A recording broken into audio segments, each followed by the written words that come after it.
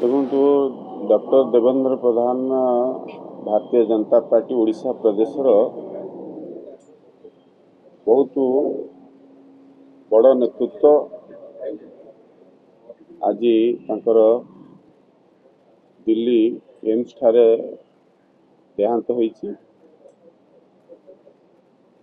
ये अवसर मु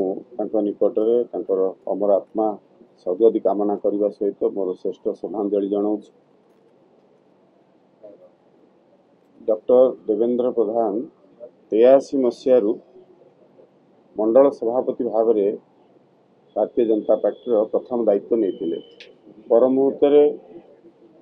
से तीन थर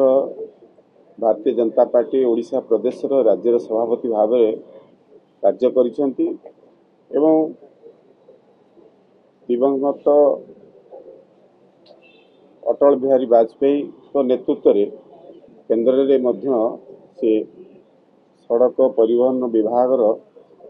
केंद्र मंत्री भाव में दायित्व नहीं। ओडिशा रे तांको समय 8000 ऊर्ध्व किलोमीटर राजपथ रास्ता निर्मित होईची। ता मध्यरु भुवनेश्वर आपण माने जानिछंती नूतन राजपथ रास्ता जो होईची 62 किलोमीटर रसुलगढ़ पलाशुनी छक ठारू पुरी पर्यंत जो नुआ रोड है तांकरी अमल से रोड होता जहाँकि आज राजधानी को सड़कर व्यस्त बहुल गाड़ी मोटर जो जाम रोला से समय किछिटा कमी आसी से अवदान जो एवं विशेष भाव में परिवार सदस्य भाया मु सदा सर्वदा आशीर्वाद पाई एवं बहु प्रेरणादायी कथा आमको कहती घरे बसिकी वार्तालाप कला बेले मोर व्यक्तिगत क्षति घटी बहुत बड़ क्षति घटी सर्वदा मते बहुत आशीर्वाद देइछंती। राजनीतिक प्रारंभतार मुझे बहुत शिखी परिवार सदस्य भाया और धर्मेंद्र प्रधान सहित वार्तालाप भाया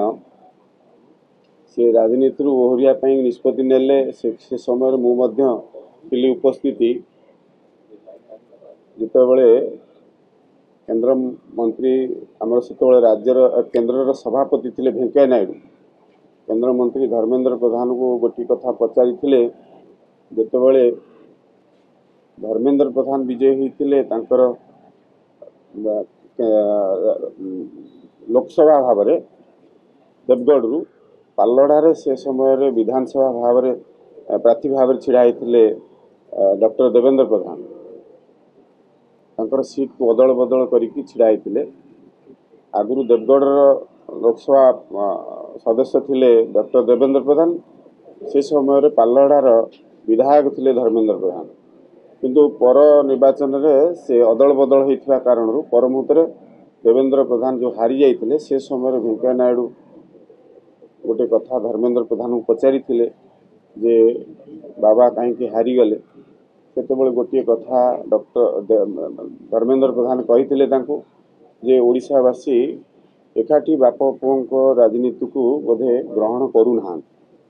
ये कथाटा मुझे शुणी एवं केंद्र मंत्री थिला बेले बहुत गुड़े उपदेश भी देइछंती बेले बहुत गुड़े राजनीति को उत्साह दियंती। आमे कम बयसर युवा बयसर थिले से बहुत प्रेरणा दौले आमको राजनीति करिवो गोटे स्थान रे करिवो सेठी बाड़ी हजेले भी सेठी बाड़ी मिलिवो ये भावना तांकर थिला। तेणु गोटे दलीय संगठन को मजबूत करने कि कार्यकर्ता को कोभली भाव में सी प्रेरित करुले सेटा हूँ ये कथारू जानी हम जो राजनीति रे बाड़ी हजेब सेठी बाड़ी पाइब यहाँ हूँ कथा थिला से कथा को मने पड़ुची मोर आमे जेते राजनीतिर परिपक्वता थिले बेले बेले एमतिका वातावरण आसे से समय एभलिया जो प्रेरणादायी कथा थाए ताको जदि कार्यकर्ता मन रखिबो निश्चित रूपे से राजनीतिक स्तर में तार उच्च आसन